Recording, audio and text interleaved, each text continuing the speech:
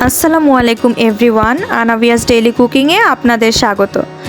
আজ কিন্তু আমি আলু বেগুন দিয়ে বাইম মাছের চচ্চড়ি করে দেখাবো। তো চলুন আমরা রান্নায় চলে যাই। আমি কিন্তু এখানে মিডিয়াম সাইজের বাইম মাছ নিয়ে নিয়েছি। বেগুনগুলোকে এভাবে কেটে নিয়েছি, ছোট আলুকে কুচু কুচু করে কেটে নিয়েছি, আর ধনিয়া পাতা নিয়ে নিয়েছি। এখানে কিন্তু বাটনায় আমি জিরার এলাচ বেটে রেখেছিলাম, সেই জিরার এলাচের মধ্যেই পেঁয়াজ কুচি আর মরিচ ফালি দিয়ে বেটে নিয়েছি। কড়াই নিয়ে নিয়েছি, কড়াইতে আমি এখানে পরিমাণ মতো হলুদ গুঁড়া, স্বাদ মতো লবণ দিয়ে সেই বেটে রাখা মশলাগুলো এখানে দিয়ে আর পরিমাণ মতো তেল দিয়ে এগুলোকে মাখিয়ে নিচ্ছি।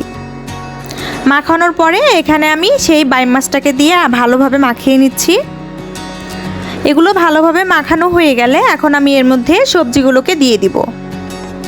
তো সবজিগুলো দিয়েও কিন্তু ভালোভাবে মাখিয়ে নিতে হবে, যাতে সব সবজিগুলোর ভিতরে মশলাগুলো মিশে যায়।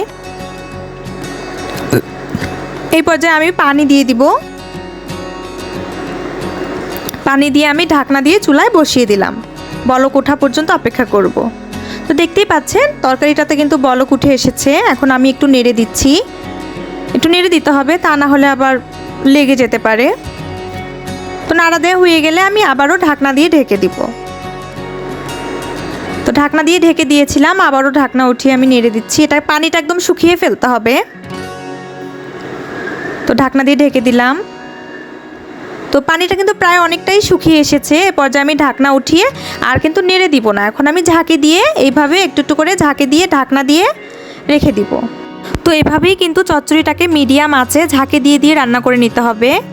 তো দেখতেই পাচ্ছেন আমাদের চচ্চড়িটা কিন্তু রেডি হয়ে গেছে।